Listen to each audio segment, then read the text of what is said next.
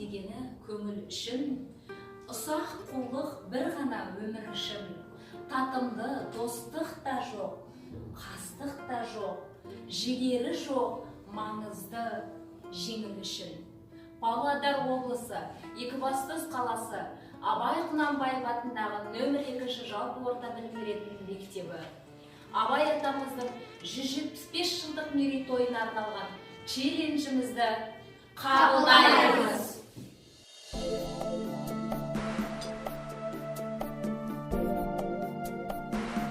Жылуы бар, шалқы бар, ішпісі бар. Жаны сүйгіш адамзат көрсе қызар. Ар мен ұян ойланбай, тән асырар. Ертеңі жоқ бүгінге болмақта. Туысқаным, достарым бәрі күшті, сол себепті досымнан дұшпан күшті. Сүйсе жалған, сүймесе аянбаған, бұл не деген заманға өсіп түсті. Өзін үлкен қылығын балашаға, балаша мәз боп жүрсін тамашаға. Ұрса балаға, ол да достық, баласы ұрса әкеге жараса ма?